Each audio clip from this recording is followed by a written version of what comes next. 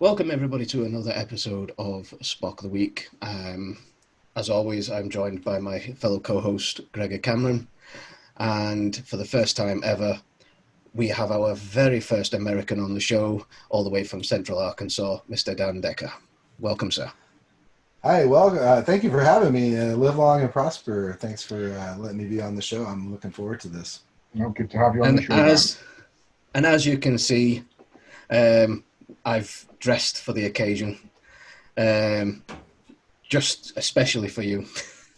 The set dressing is nice. Thanks.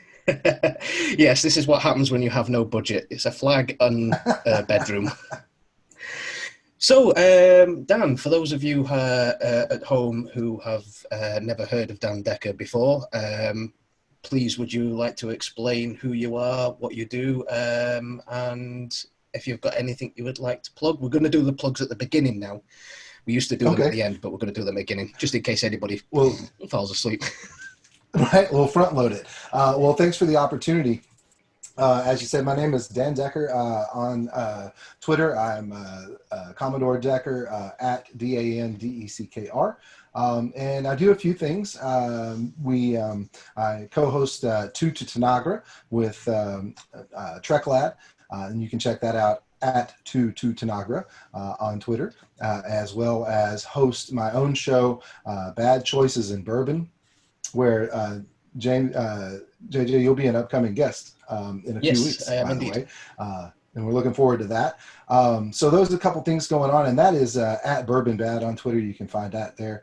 And that's about it, other than getting on as many shows like this as I possibly can. And it's like I say, I have listened to. To my shame, I haven't listened to Tuta Tanagra yet. It is on my hit list. I really should. But I have obviously listened to Bad Choices and Bourbon, and as you mentioned, I will be on there as well in the near future. So very well worth a check out, guys. So yes, um, today's today's show is our final installment of the movie segments. And this one's a very interesting one because we have with us today somebody who loves the J.J. Abrams films and somebody who doesn't really like the Abrams films. And I bet you can't guess who that is.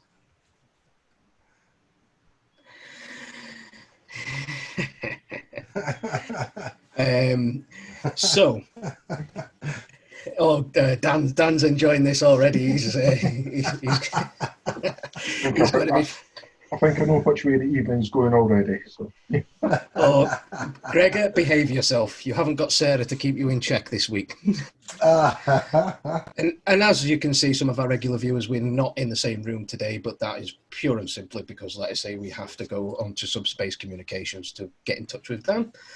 Yeah. So, ladies and gentlemen, boys and girls, our 4 followers that have managed to join us yet again, thank you. Maybe we'll make 5 for the next episode, who knows. Let's get started. We're going to start off with the 2009 film. So we'll be back in just a few ticks to discuss that. So don't go away. Okay, so the 2009 Star Trek films. Much loved or much hated or much maligned. Doesn't matter what camp you're in, guys. We're here to have a little bit of fun with this. So,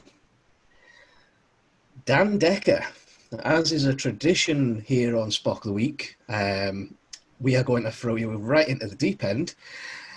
We want to know what you are here to promote the 2009 films. You're here to say absolutely. yes. Yeah. So the floor is yours. 2009 film Star Trek. What's good Fantastic. about it? Let's hear it. Well, first of all, as a coach driver, you are here to literally throw me right under the bus. Yeah. Just to get started. I can remember back to, first of all, 2009 film came along after a bit of a dearth in Trek production since Enterprise left in 2005. We didn't have anything really until we started this new journey in the Kelvin timeline. And the hype around the 2009 film was very palpable, and I got really excited about it. I followed along on trekmovie.com, which was, Twitter wasn't quite what it was then, what it is now. And so that was the way to get the info, right? You went to Trek Movie, kind of kept up with the rumors, saw what was going on. And so I got super excited about it. I was on Facebook then, and I, updated my profile pictures with, images from the movie. I had the Phaser app on my phone to play with. And it was just exciting to be, excited about Star Trek again. And then once the film came along and I got a chance to go see it, I felt like it was really well done. There were a lot of things in it that were kind of over the top, and there's a lot about it that you kind of have to just suspend disbelief to enjoy. But the opening sequence was just punchy right out of the gate. I felt like you could go into that not knowing anything really about Trek and have a good time. There wasn't a whole lot of setup, and it really kind of wasn't needed. And I've met a few people whom, this is the Star Trek that got them into Star Trek. And with that one thing alone, a young man I used to work with, I was mentioning something about it. He said, "Oh, I love Star Trek." And you could tell he was like genuinely excited to talk to me about Trek. And I was like, "Oh yeah, what's your favorite?" He said, "Well, I've only seen the new movies, the three new movies." And I said, "Well, man, that is great. I feel like they're great films." And he was one of the first people I'd ever met who that was their only Star Trek. And I thought that's a pretty fascinating thing. He was young, he's not even 21 yet at the time, so he's super young compared to me. And so it was really refreshing to have that alternative perspective as to what your first Star Trek was. Mine being something along the lines of like Devil in the Dark and Amok Time, and then seeing The Wrath of Khan in cinema when I was 7. So a whole different, onboarding process for Star Trek then as it is for this young man. So that's a really good point. But I thought the casting was really well done. Yes. Chris Pine he has the swagger. He kind of just bleeds a little bit of Kirk. Zachary Quinto, I think, out of all of them, was probably the weakest. And even he was really good. And the fact that Leonard Nimoy said he did a really good job is pretty weighty. But Carl Urban as McCoy he's just so good in that role. Really well done. And speaking of him in roles that he reprised, if you haven't seen him in Dread, seriously check that out. Also, it's a good film. He's in it and he does a really good job rehashing that role. And then, of course, we get a then relatively unknown Chris Hemsworth as Kirk's dad. And who else could birth Kirk than Thor? So that's I guess that would be my opening statement about the 2009 film. And then Bruce Greenwood as Pike was a really strong character. We'll get to it, but he got murked in the second one, and I really don't like that. I felt we missed out on opportunity with that character. But what we got of him in Trek 09 was a solid showing. So one of the things that I remember when I first seen or heard they were coming out was the storyline behind it, the whole black hole changing the timeline sort of thing. Mm-hmm. Now, on the subject of the storyline, what do you think to the storyline? What's the storyline to you on this one? So I was okay at the time going either way. Give me a fresh reboot. Tell me it's in an alternate timeline. That's fine. We have the mirror universe. It's already established that parallelism is something that exists in Trek. But they chose to find a way to tie it to what we already knew, and yet make a clean break, which on the one hand is really fantastic because we got to see a modern, fresh take on what Star Trek would be if it were thought anew today. And that is, I think that, and that's a point of contention again with the modern Trek we're getting now, and these modern production values and techniques and storytelling techniques that are used in Trek today don't set well with a lot of folk. But we did, we got a clean slate. We got a chance to see a new look at the Enterprise. That is maybe I don't know, it's a number 3 Enterprise design for me. The refit Constitution is the most beautiful starship that's ever been. The Disco Prize I'll disagree is with pretty. you on that one.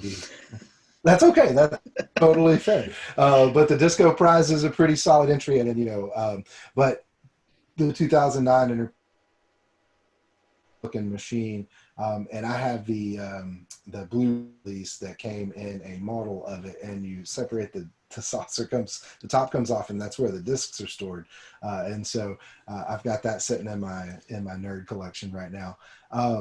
But yeah, I thought it was I read the Countdown comics. I have the Countdown comics that kind of lead up into that. And their canonicity is always fluid because it's comic books, but it gives you a little background if you're an original Trekker, but for fresh eyes I think is a great way to introduce, and then you might be interested in who is this old Spock guy and what's that about, and go look that up, and then find that whole vast universe of pre-existing Trek out there already. So I could have went either way though, but I don't disagree with what they did. Fantastic. So, Gregor, you might want to strap in for this one, Dan. That's fine. It's totally fine. How ranty do you want? I'm going to try and not rant. Okay. Let's just keep it concise. Try and not rant. Okay. First off, let me just qualify a couple of things. Trek is epic in terms of the scale of the Trek universe now. Okay, are we on 5 or 6 TV series now? Mm-hmm. And hopefully 14 films in the near future. Okay, so there's a massive universe there, and there's different types of Trek, from DS9 to the original series to TNG to Voyager to Enterprise. They all have their own types of story that they tell and their types of settings. So I think it's impossible to like all Trek or love all Trek equally. You just can't do that. And what I will say is I like most Trek. Some Trek I absolutely love. I wouldn't be wearing this uniform if I didn't. Unfortunately, the films don't come into that category. The JJ films don't come into that category for me. My experience leading up to the films was somewhat different from yours, Dan. I was a big Trekkie at the time, but I wasn't following too much on Facebook or indeed Twitter, for that matter. And I tend not to follow an awful lot of.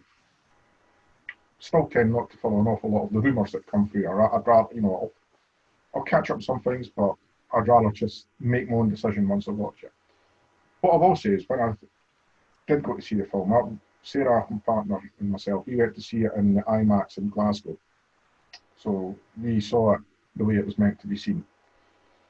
Did I enjoy it when I seen it? Yeah, I did enjoy it. I'd be a liar if I said I didn't enjoy it.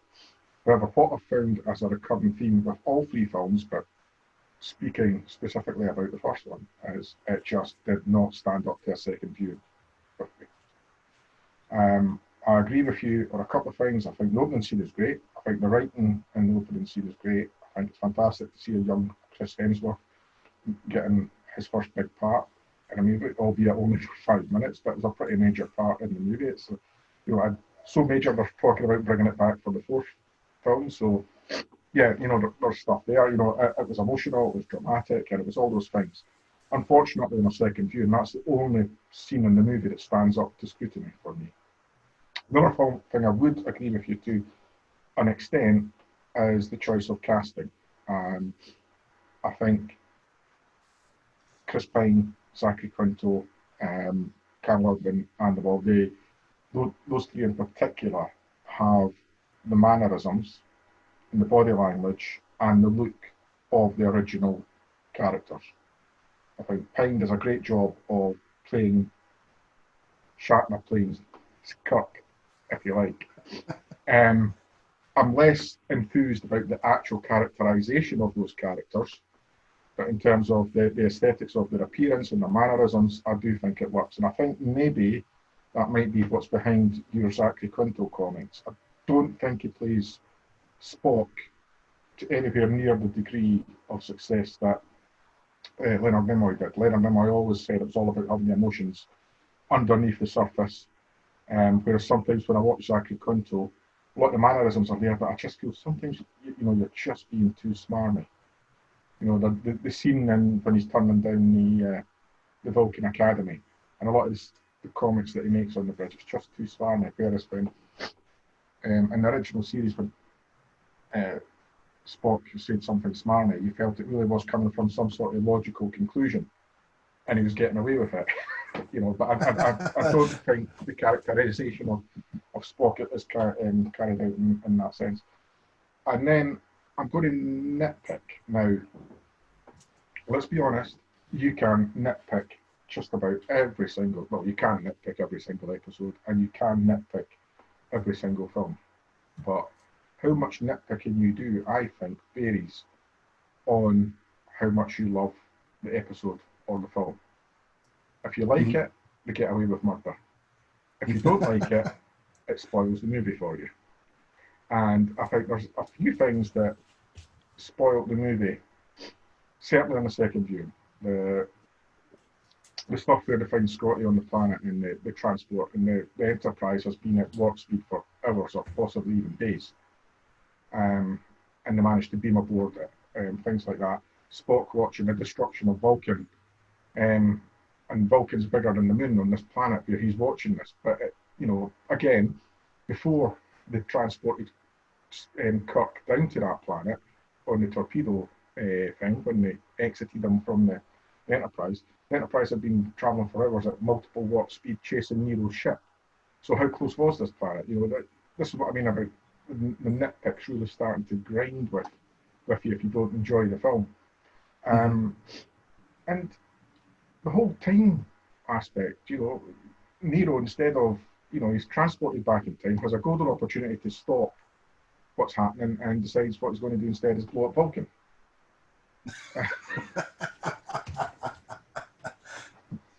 What's that about?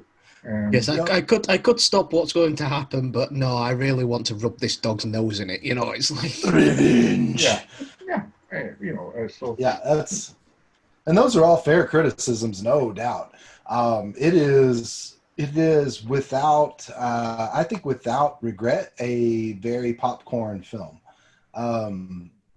But you're not wrong about where the story doesn't stand up. But again, being that it's Star Trek, it's still a load of fun. The bits that are really good are really good. Maybe that's why I liked it when I seen it in the cinema. Yeah, well, you had popcorn. Up to a second view. Yeah. So I'm going to basically, I'm going to give this one to Dan. I'm going to give one tick for Dan on this one. So the reason for that is that, to be fair, Gregor, you did agree with a lot of his points. But you didn't. Back. Yeah, there may be children watching, so. And it's a best of three, So. Yes, it's a best of three. So, but yeah, definitely. I think the storyline is really good. It does set them up for a whole new world of stories and character development. I don't quite agree with the whole, as we progress through the films, the whole sort of Spock-Uhura relationship. Don't steal my thunder. We're coming on. I'm not going to steal your thunder. It's okay. As Mrs. Doubtfire would say, calm down, dear. So, yeah, I mean, I'll not say anything else on that one. But, yeah, for me, I agree with Gregor's nitpicks about certain plot, perspective shortfalls, I think, is a good way to describe it, But I think the storyline was great. I think everything was great about it, apart from J.J. Abrams seems to have this thing with lens flare, but I'm sure Gregor will talk about that more as we go into the next one. So we're just going to take a very short break, and we'll get into the second film. So the scores stand 1-0 to Dan Decker. So the 2009 films are winning at the moment, thanks to Dan. Keep up the good work, Sam. We'll be back in just 2 ticks.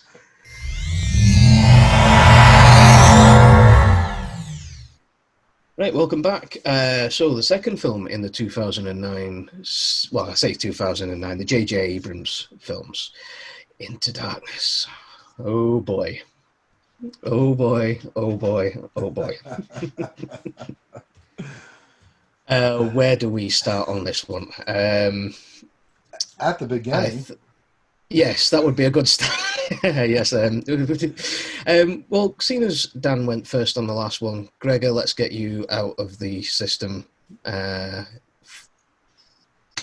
do you start? And not at the beginning. Just where do you start with this, honestly? Okay. A selection of some two-word phrases.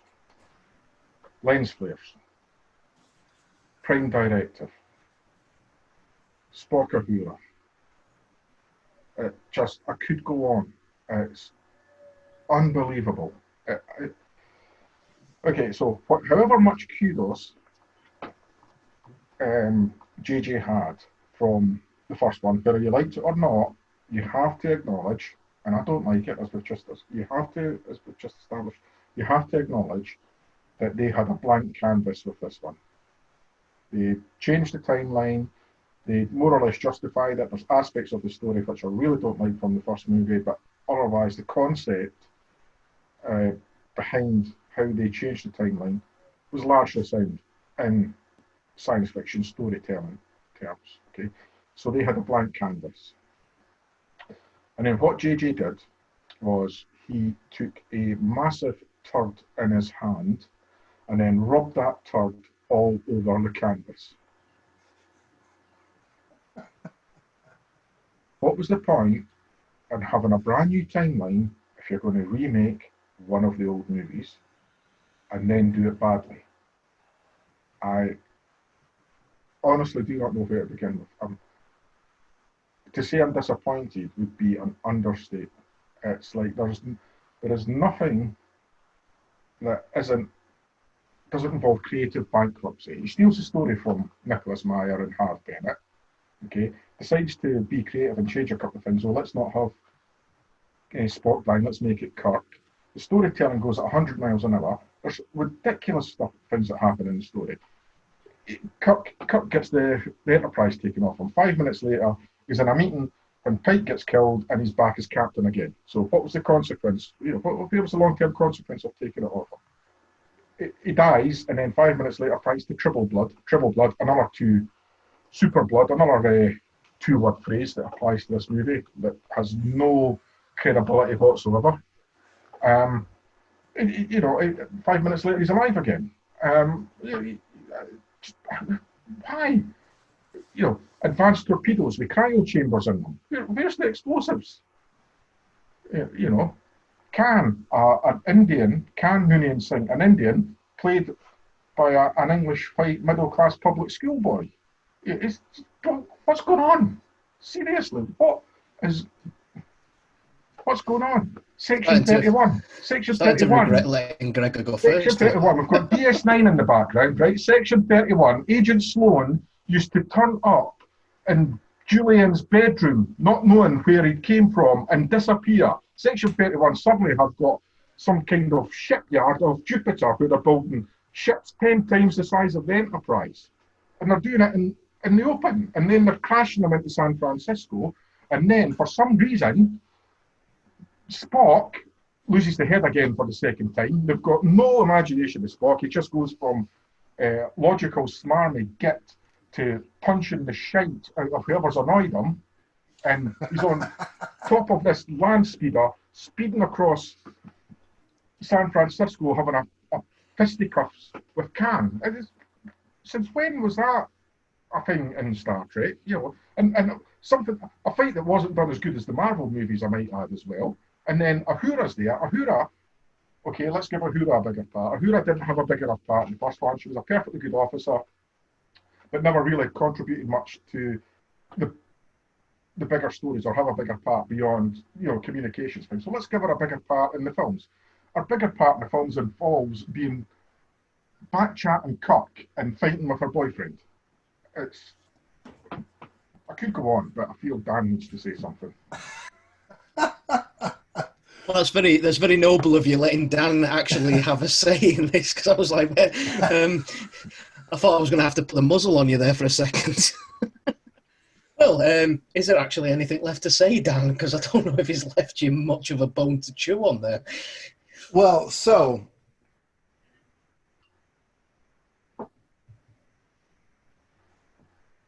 he's not wrong. Every bit of what he said has merit because those are glaring and mistakes. Honestly, let's be honest. Like he said, I wouldn't quite go so far as to say he smeared a turd all over it, but we definitely missed an opportunity. I mean, one simple line of dialogue would change everything, and that is for we not to say I'm Khan. I mean, John Harrison What was wrong was with John fine. Harrison?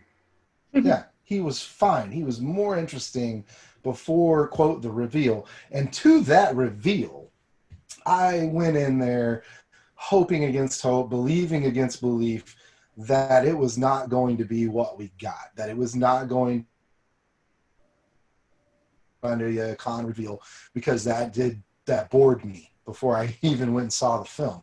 And I shit you not, I sat down, I opened Twitter, and one of my friends that I've known since we were 12, I happened to read the tweet where he spoiled it for me right as I was sitting down to watch the stupid movie. And I learned then and forever to never open Twitter. But no, the twist was not twisty. Um, and it was much more interesting when he was just a unique character and it fit better. And you could have done away with, you don't need his motivation doesn't have to be the 72 cryogenically frozen family members. It can be something completely else. There are a lot of elements of the story that work in either context. And so, there was an opportunity to create an entirely different villain, and give us something new to chew on. But much like the much maligned Star Trek V, there are a lot of really solid character moments in this film. And I think, to Gregor's point, we miss a lot of it, or we don't get to savor a lot of it because the pace and the scope is so immense, right? The pace is too fast and they tried to build too big a picture. But they're, when Sulu takes command, oh man, I that's a sweet moment where he's like, I have 72 highly advanced warheads trained on your location, and if you tempt me, do not test me, you will fail. That's a great moment, and John Cho played it fantastically. The moments, any moment we got with Chekhov, Anton Yelchin as Chekhov, was gold, and it was played over the top to great effect, I think. But you get that moment with Sulu. There are some really touching moments despite the mechanic, there are some good moments as far as like emotionally exposing Spock between him and Uhura. And the opening is incredibly fun. Take it or leave it, whether or not, a spacefaring vehicle could survive underwater, ostensibly not built to withhold up against it would work. It may where they're violating the prime directive to serious effect, to Gregor's other point. But the whole sequence is a lot of fun. It's a great Kirk McCoy interaction. The effect of the Enterprise coming up out of the ocean is a beautiful effect. And we get some irascible Scotty moment where he's like, "What the hell are you doing to my ship, man?" And that's those moments like that are a lot of fun. Does Kirk's death land? No, not really. And for the reasons you stated. Now, if I let myself enjoy the moment, it does get to me because the characters regardless of their use in this and regardless of their portrayal, I still feel for those characters, even if I'm then robbed of that emotion 5 minutes later because Triple Blood saves Kirk. You know, that's 100% a fair assessment. It is my least favorite of these three films, and I will tend to not watch it. I was trying to introduce my son, trying to introduce my oldest to trek through these films because, you know, he's 16. It's probably more his speed, and to kind of make it fun and exciting and have a good time. He enjoyed the first film. We were assembling my new desk while watching Into Darkness, and neither one of us finished it. I really felt like I had to go there just to get to Beyond, which is, you know, we'll get in a minute, but Beyond is by far in my opinion, the best of the three.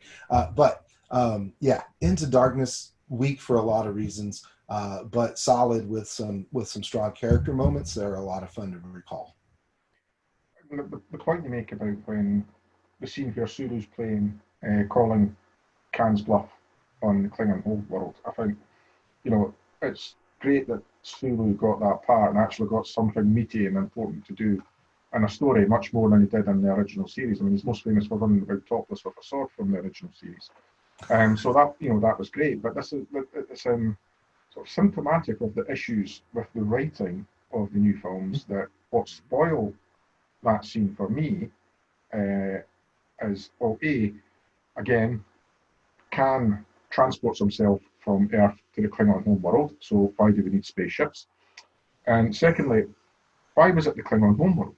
What did putting them on the Klingon homeworld and then having a big boxing match with some Klingons, what did that do? I mean, was this the writers, Star Trek fans, I don't really know much about Star Trek, but I'm writing this film, so let's just have some Klingons in it, because they like Klingons.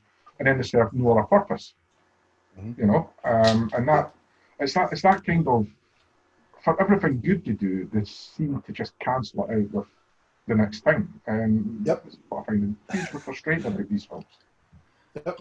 And, you know, again, an excellent set piece and a great character moment with Uhura getting to show her chops, step into the Klingons, which, you know, is a redemption of sorts for how she was short-shrifted in Undiscovered Country and played for a fool for laughs, at not being, you know, a career serviceman at comms of Uhura's rank and stature would speak Klingon, let's be honest. And so a little bit of redemption, but again, great set piece, but the circumstances are ridiculous. And you're right. Why are we on the Klingon homeworld? What is, there's no, other than to some tension with the Federation, which they're completely manufacturing at this point. Why are we there? What are we doing other than to slug it out and to you know, kind of get a little bit of progress in the story? You know, absolutely good points all around on that, for sure. I think, to be honest with you, I think we can safely say that this one is well and truly in Gregor's camp on this one. Oh, yeah. Not that. I mean, to be fair, I mean they had a brilliant beginning of a story with John Harris and this whole there's a terrorist and, you know, he's blowing up the Federation archives or whatever, you know, and stuff like that. I thought, this is really going to go somewhere. But then when you started to see like you say, the elements of the Wrath of Khan come in, you think, that spoils it, because it's like, yeah, somebody's already done this before. We've already seen it. We know what happens. The one thing that really spoilt it for me was the moment where, you know, the famous scene, you know, the I have been and always will be your friend, you know, paraphrasing a little bit there, but when they switched that around and it was Kirk, you know, I'm like, really? That was something that should have been left well and truly alone for me, I think. But going back to what you were saying, Dan, about Sulu's, you know, do not test me, you know, sitting in this, you know, I've got all these torpedoes, do not test me. That moment, that was a great moment, but it was made even greater by McCoy at the end of it, he says, "Remind me never to piss you off." You know? Remind me never to piss you off. I mean, I mean, man, yeah. Um, the thing is there and was a that's lot of good again, act. Yeah, they a, wrote a, lines. They didn't write a story, no, basically. exactly. Uh, And the thing is with that one is there was a lot of good character moments, a lot of good character acting by, like I say, as we've mentioned, all the cast members. But it wasn't enough to save the film for me. Um, so Oh, and Carol we're not even talking about how Carol Marcus was wasted and over yeah, sexualized for no good reason. And, we did get Mickey from Doctor Who, though, on the opening sequence. Yeah. One Yeah, of the well, Doctor's I mean, companions. That's there's a nice young little man tie. that's done. I mean, he's done really well. I mean, he's directing films and everything now and getting great reviews for Yeah. his work. So very Yeah. talented guy. so yeah, And definitely. Like I I said, I mean, think we've I'll definitely. concede to Gregor on principle alone. Oh God, I don't know there's a if that's the joke in there excitement somewhere, your but viewers are paying for, but oh, this is what it's all about, Dan. This is what it's all about. So that Big makes it decider 1-1, coming I up. think. Oh, they decided, and I think I know which way this one's going to go. To be fair, so yeah, just join us.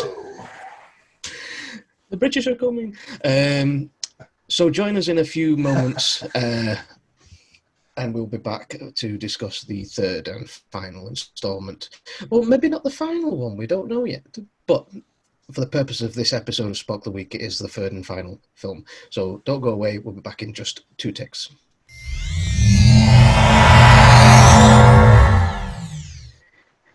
Okay, welcome back for the last film of the J.J. Abrams Trek that we'll be discussing today. So, Beyond. I have my opinions, but like I say, at the end of the day, this is about you two. You two are arguing the pros and cons. And as always, it never goes as quite as planned, as was evidenced by the last film, because you both agreed with each other, which really made my job pretty difficult, you know. All I had to do was shut Gregor up. So, I can see where this one's going to go, speaking to you guys off the camera. So, Dan, would you like to kick us off with the pro argument for Star Trek Beyond? all right. I was having some audio issues there for a second, so I'll take it that I've been introduced and ready. We're ready to go for the pro argument on Star Yes. Trek Beyond. Is that correct? Fantastic. Uh, so with that, yes, absolutely my favorite of the three Kelvin verse films, the J.J. Abrams films, if you want, um, ranks near the top of one of my favorite Star Trek movies overall, because it is a lot of fun, but it is not without its flaws. I'll just tell you right off the top, I was not a fan. I am never a fan of seeing the Enterprise be destroyed. I don't think that we should have had that in this film. But in the end of the day, that's the film we got. We did get to see a saucer separation, which was pretty cool. But we've seen those before, and we've seen kind of the aftermath of that. Saucer landing on a planet thing too. And we did not see enough of actual, Idris Elba himself. So those are right out of the gate. Those are the things that I don't really agree with when it comes to Beyond. But it is the strongest of the three. The characters, the actors have the groove for the characters. The moments between Spock and McCoy are golden. And this has more than just character moments. We build some story. We get connective tissue to, yet again reaffirming that Enterprise is the canon that survives both timelines. It's the Enterprise is the and ostensibly the events that happen in the past in First Contact, but Enterprise survives the timeline reset, so it connects in both, and we get that establishment through the use of the Franklin, which is there's some questions about that. I've got some questions about that as far as how it really fits in, but it confirms a lot of you know, the events that we know happened in Enterprise as actual, you know, Trek history, Federation history, which is cool. But you know, we could have seen, there could have been an opportunity to show us, you know, a lead up to, I think it would be more interesting to know ahead of time that, you know, his character is our enemy, and see what got him to that point. You know, open with the Franklin. Let us see those events. That's a story there that's better than just the, you know, let us see what happened in the videotapes for real on film. You know, throw us that bone and you know, let us chew on it a little bit. But I think good use of that. Again, we get a great Sulu moment out of that. But the biggest and turns out currently wasted opportunity we got out of Beyond was the character of Jayla. She's a great character. There's a lot of interesting story there, I think, as well. And given real world circumstances and the loss of Anton Yelchin, you know, Jayla's character would have made a fine stand-in at that position on the bridge for, you know, for Chekhov's role, but nothing could have replaced Anton Yelchin, and you know, you should never want to attempt to recast that role. But replacing the you know, that character's part of the story, she would have been a fantastic addition. And maybe we see that. Maybe we still get to see that. And to one bit of connection there too. You know, it's we see Sulu with a same-sex partner and their daughter.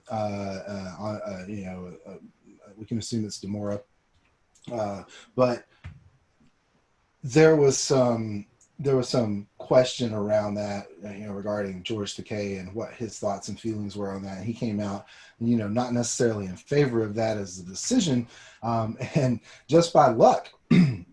He came and spoke at the university that's just straight up the road from me some years ago, the year that film was released. I guess it was 2016. And so I was the last person not the last person in line, but the last person allowed to ask a Q at the Q&A. So after he spoke, because some background, George Takei was imprisoned in a concentration camp that's located here in Roar, Arkansas. In World War II, we imprisoned Japanese American citizens in concentration camps, essentially. They were locked up against their will and told to stay there through the end of the war. It's a black mark on American history. We've got a lot of those. That's a whole different story. But anyway, so there's a connection to George in Arkansas and why he would be here to speak.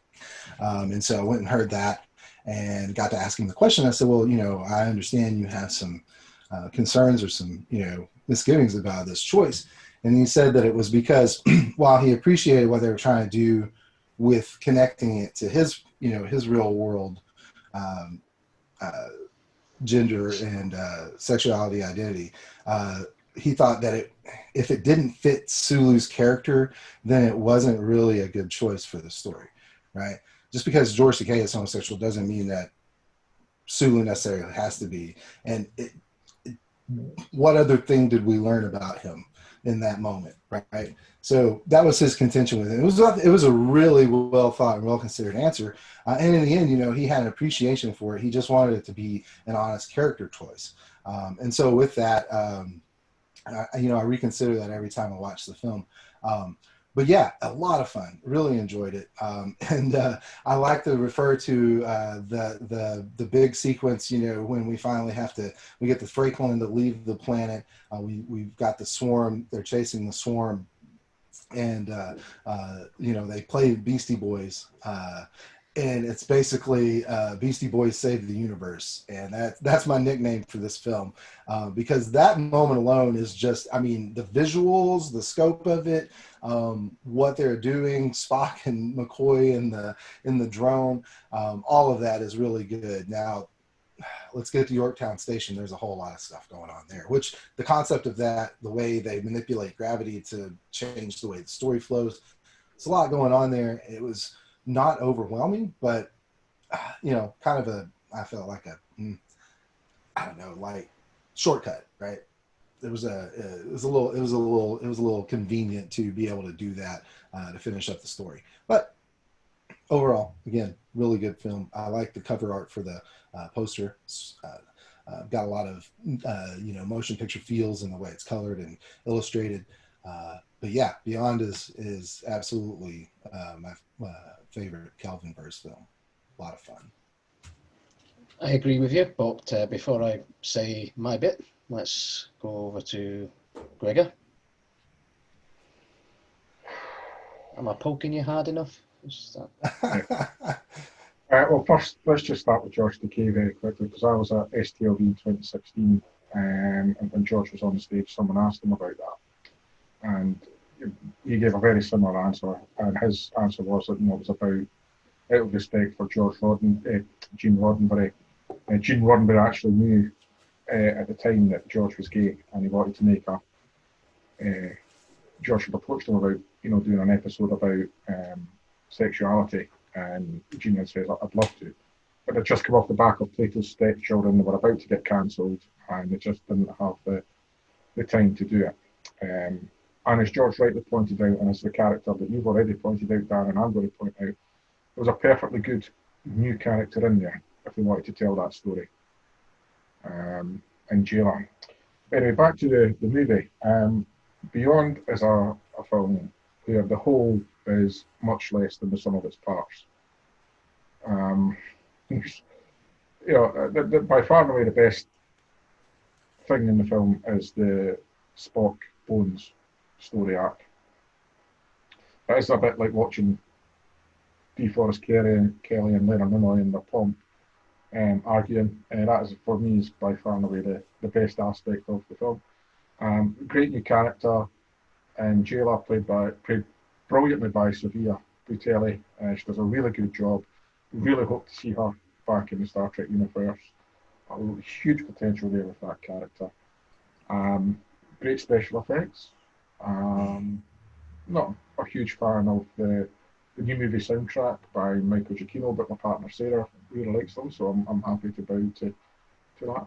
And now I'm starting to struggle with the stuff that I like about the film, because it's a film of things that I didn't buy. I didn't like the swarm that destroyed the Enterprise. Also thought once again we're creatively bankrupt, and the original third movie we destroyed the Enterprise. Let's do it again. I thought it was completely unnecessary.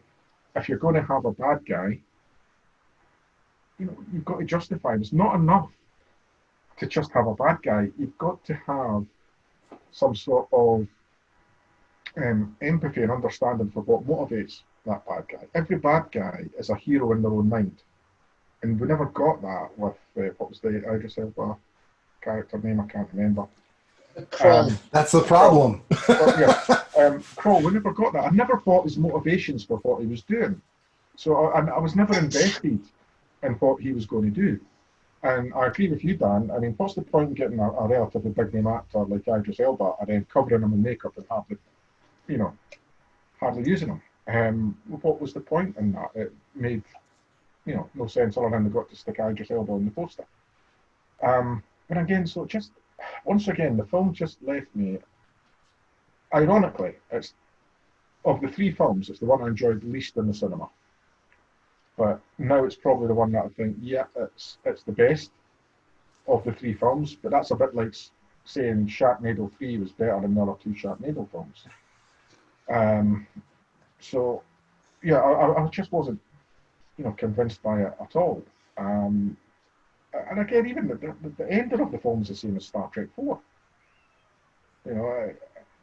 So I just, again, that falls into this category for, let's give Star Trek fans something that they liked in the past. Well, earn it. There's too many things in the films, in all three films, where they chuck it in there and they don't earn the right to do it, and they haven't earned the right from the fans to love it, because they've just not put the effort in to at this stage. And that's where I think all three films fall down. But yeah, it's the best, as I say, it's the best of them, but it's like saying Sharknado 3 is the best Sharknado film. Well, this didn't exactly go the way I was expecting it to, because you've just thrown one hell of a curveball into there, Gregor. That was, you see, the thing for me is what makes the third one the best of the three for me is the fact that there was a heavy involvement in the writing process and the story process by a Star Trek fan. It wasn't just some writer in a, by the studio or the film, the film production company that just goes, "Oh, I've watched one Star Trek, I can do this." It was, as you may or may not know, there was a lot of heavy involvement from Simon Pegg, Oh, in in the story, and it shows because you've got that story arc with Bones and Spock. You've got the characters. I disagree with you, Gregor, as far as they didn't need to destroy the Enterprise, because I think that's what makes this film work. Because by taking away the Enterprise, taking away the ship, you're forced to concentrate on the characters. You're forced to concentrate on the people involved, and I think it was. Could they have done it without destroying the Enterprise? Possibly, but yeah. Well, couldn't Krell have taken the ship? Couldn't he have, taken the ship and then taken the ship to Yorktown? Yeah, that yeah. A more interesting story is, think about it. There's obviously a technology on the planet that allows this absorption of whatever's kept them alive, change their appearance, slight change there. It's just something to do with some non-aging field of energy that's been done before, and that's fine. But he's still, and the reason he has a grudge needs to be a little bit deeper than they quit letting me shoot people. Yeah. It hasn't mean it's as I couldn't be a Mako anymore. Oh, that's weak, man. That's super weak. And so those two things are easily adjusted. You can find a deeper reason for him to be upset or have a legitimate grudge or whatever. Maybe he was abandoned there by a rogue captain or who knows what. But he takes over the Enterprise and abandons, Doomsday Machine style, abandons the crew of the Enterprise, and him and his crew take over, and they, like you said, maybe go to Yorktown or maybe go back home trying to get the 001. And so, right there you have a much more compelling story for a reason for the crew of the Enterprise that's been abandoned to, they got to scrap up and get the Franklin back up and ready to rock, and then chase down, and then maybe we have a Khan style battle between the scrappy little ship and the big bad Enterprise, and the crew has to deal with, fighting essentially their home, and there's a more compelling story in that right there. So, yeah. But overall, just got the job of writing in the next film. Well, due to collaboration, of course, but still, I will go to this. I have probably watched this movie definitely more than the other two, and even more than some of the original and Next Generation. I've definitely watched this more than I've watched Insurrection. Well, that was a lovely little side swipe there from Dan Decker. Yeah. To be honest with you, I can't argue with either of your points of view. To close my point, was it the best thing they could have done? No. But I do feel that it did. It was useful. So, going back to the music choice. Now, I know I've spoken to people who have berated the choice of using the Beastie Boys as the music choice in this film. I don't mind it in the sense that we've got to remember that in this timeline, in this the future, that would be considered classical music. So why not? We still listen to Mozart and Beethoven and Tchaikovsky and all that sort of thing. And it's the equivalent. It's the equivalent sort of thing. So why not? They could have gone with AC/DC or Led Zeppelin or Iron Maiden or something. Something decent, good, but that's just my personal personal opinion on that one. But yeah, I think overall it was great. Definitely a lot better than the second one. I mean, we could basically write that off completely. Yeah. But yeah, definitely, and it works as a standalone film as well. That's the beautiful thing about it, is it does work as a standalone film. There is one thing that I found interesting that I found out recently about that. I don't know what to call him, but let's say the air traffic controller of Yorktown Yeah. base. You know, Yeah. he's the one that's that's the guy who voices Kirk's stepdad in the Oh, first over film. the. Oh, okay. So Nice. when you in the opening scenes, when you've got when he's in the car and he's saying, you know, if you don't get that thing back in one piece, I'm going to kill you. I don't care. That's the same guy that is in the control room on the Yorktown Starbase. That's doing all the sort of air traffic control style um, techno babble and stuff like that. It's the same guy. So I found that rather. I did Very not know cool. that, but there you go. And he's in just about anything J.J. Abrams does. That guy will show Yeah. up, and he was Oh, prominent in Lost or Heroes. He was prominent Heroes. in Heroes too. He was That the TV show. policeman in Yep. Heroes. And it was good. That was a good show. He was good in it.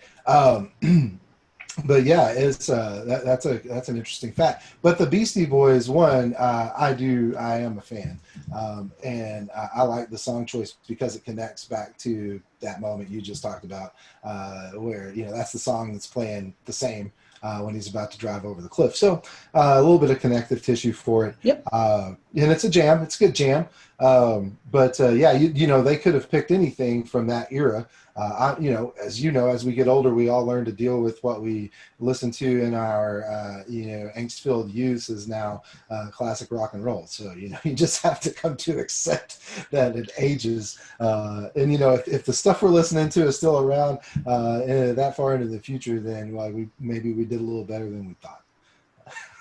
But yeah, I mean, I also agree with you on the point about the Kroll character, the Idris Elba's character in this film. There was a little bit. It's like you say, Gregor, as well. It's like, oh, I'm angry because they stop letting me. I'm a soldier, and they could, like I say. I mean, I think to be fair, that could be a film on its own. I think that could be another film on its own, and like I say, I think if anybody's listening that could do that, do it.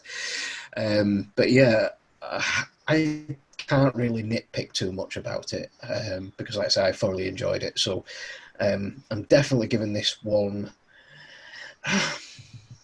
It's a tough one actually because there's good arguments from both of you regarding this. So I think this is a 50-50 split. I don't know, would you think that's a fair assessment of the argument towards this film? It's a down the middle. It's good. It's bad. We come to a complete draw.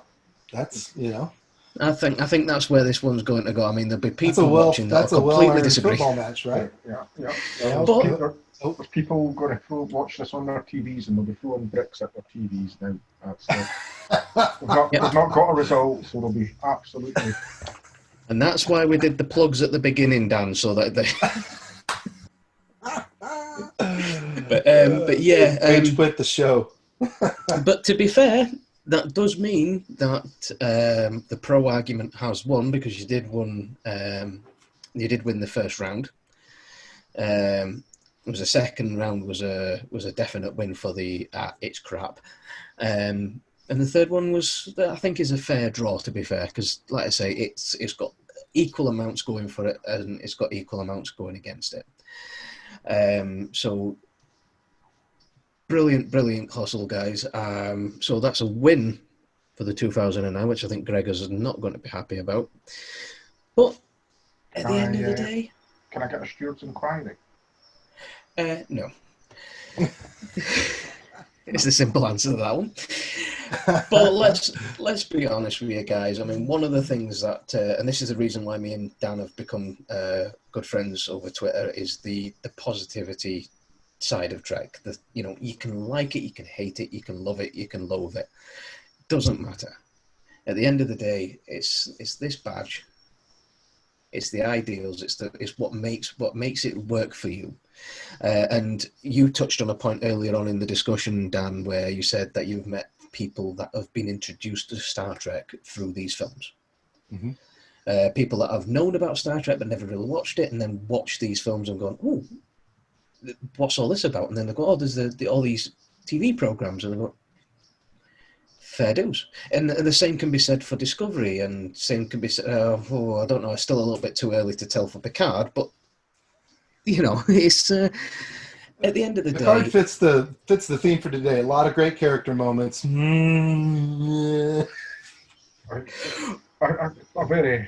don't know if you've watched my rant about Picard, but an underachieving. Well, I tell you one thing. Underachieving series is the way I would describe it. We are definitely going to be touching on because we've enjoyed doing the films. We've enjoyed reviewing the films as a not in depth, just casual. This is what we remember. This is what we like. This is what we don't like. So I think we're definitely going to go into Discovery, Picard, if and when it makes it over here officially. We'll do Lower Decks as well. But at the end of the day, we're not going to do a full-on review because there are already people doing that. So there's plenty of good podcasters out there that are doing that. And, but we're just going to just do the love it or hate it thing. So we're just going to have just one last little break. We'll come back and then we'll say goodbye and do our... we've got to say goodbye to Dan. I miss you already. Join us back in just a few minutes and we'll...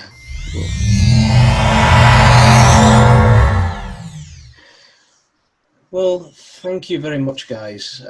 If you've made it this far through the video, as always, what the hell have you been doing with your life? Really, honestly, you're never going to get this time back. But if you have, thank you very much. It's much appreciated. It's all downhill from here now, Dan. You've come on Spock of the Week. That's it. Your success is just, Oh man, we're up and to the right, bro. But yeah, thank you so much for coming and joining us. It's so nice to get people on and just to have fresh faces and yes, definitely better looking than Sarah, which makes it she's been hijacking our show for the last 3 or 4 episodes, so it makes her she's probably not going to be happy when she sees that. I'm going to play that back to her. But yeah, fantastic. Thank you so much. I hope you've enjoyed chatting with us and being involved with this. It's been fantastic to have you. So yeah, what would you any closing thoughts, any closing words you would like to get in before we close the book? First of all, thanks for having me. It was a lot of fun. I think we had a lot of fun, a good time. I'm open to coming back anytime you need someone to sit in the hot seat. But I would also like to recognize and applaud you both for keeping it about the work and not the workers. I like to say I work at the fruit stand, as it were, and we're big on feedback. We're big on recognition, but it's always got to be about with positive intent and about the work and not the person. And I feel like we kept it to that to a really strong degree. We criticized choices and not the chooser, and I think that's very important because. That's the difference between nitpicking and toxicity. Nitpicking is fun. Yeah. How many decks are on the Enterprise E? Nobody knows. Is it 24 or 26? They couldn't even keep it consistent within the script. But but the thing is, that's fun to notice. That's fun to nitpick. That's something. Does it ruin anything? No. Anything about what we talked about ruin Star Trek? No. Is it Star Trek? Yes. Do we want to see more? Let's give them another shot, man. We all agree these actors and their portrayal of these characters are the solid bits of this franchise, and hopefully we get to see them again. Gregor, any final words from your good self? No, yeah. I mean, as Dan said, there's a difference between the toxicity. I mean, as someone who, as you know, I don't like Discovery. I don't like Picard. I'm not a fan of the 2009 films. I feel I can put my case forward, but on one particular Facebook group, I said I didn't like, it was a topic one, and I said I didn't like Discovery, and then I was told that I wasn't a real Star Trek fan. Well, not quite understanding that you're getting the concept of Star Trek. It's okay to disagree. My favourite series is DS9, but it's not everyone's favourite series. And we know JJ, we know people that don't like it. Karen Egerif doesn't like it. You don't see me falling out with Karen about that. And that's it. As I said at the beginning, Star Trek's a huge universe. You're not going to love all parts of it, and No.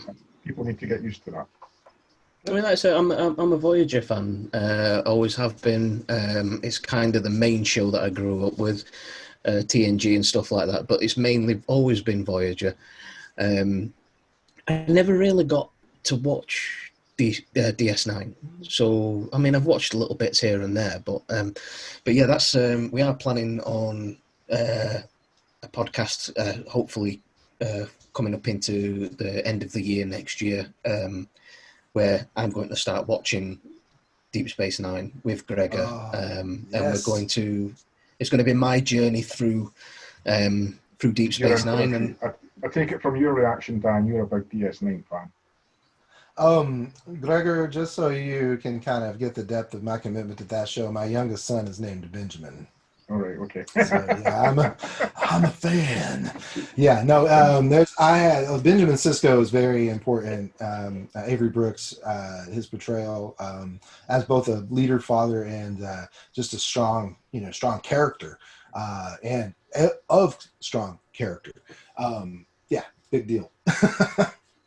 Yeah. That's one thing that I mean, we could all just get drunk and watch that, but they're already drunk Space Nine, so yeah.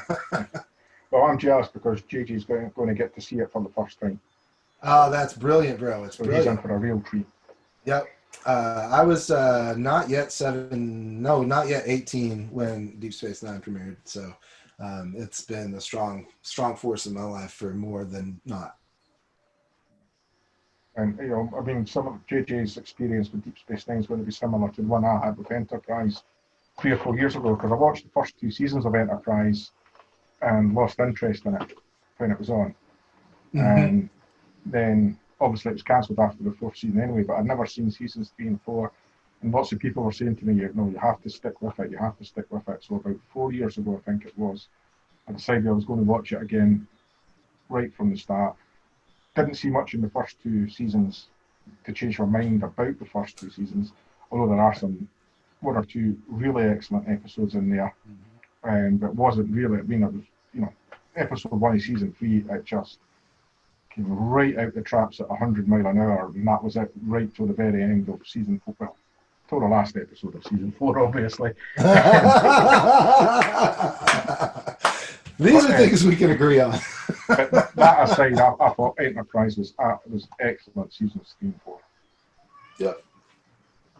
Well, definitely. Oh, and we've even got a final word in from the cat there as well. Yep. Queso the cat, Captain Queso. So, like I say, it just remains for me to say thank you very much for putting up with us once again. Yeah, brilliant. Thanks for coming along, guys. Dan, we would love to have you back on again for whatever we decide to do, because we have absolutely no idea what we're going to do next. We just wing it, make it up as we go. That's awesome. Well, with a few ideas with the music and soundtrack and stuff like that. Yeah. So we've got a few things in the pipeline. Nice. Yeah, we'd be more than happy to get you on. So that just brings us to the very end. If you've enjoyed what you've seen, if you like what we do, then please consider going over to our Patreon page, the details of which will be displayed on screen. Come and have a look. You can access our recent shows. If you become a patron, you can get early access to the shows. You can get to see them before everybody else. You also get your name in lights. You'll be on screen and you can get a shout out on the show as well. If you don't, that's perfectly fine. You don't have to, but we'd love you to. If not, just check out our YouTube channel. You're already checking that out because you're watching it right now. Subscribe, then you'll never miss an episode of Spot of the Week. We also have our sister show, Marooned on SETI Alpha 5, which, by the way, Dan, we're going to have to get you across for Marooned on SETI Alpha 5. I think you would enjoy that one. That Absolutely. one's a particular good one. So we'll get in touch and just chat with us on Twitter, Gregor. We'll get that organised for you if you want to have a go at that. If anybody else wants to have a go at that, please get in touch with us via Twitter. We're more than happy to get people on. Check that out. So yeah, thank you very much. Connect with us on Twitter. Our Twitter handles have been displayed at various points during the episode and will be displayed at the end as well. So thank you very much. That's it from me. That's it from Gregor, and all the way from Central Arkansas in the United States of America. Dan Decker, live long and prosper.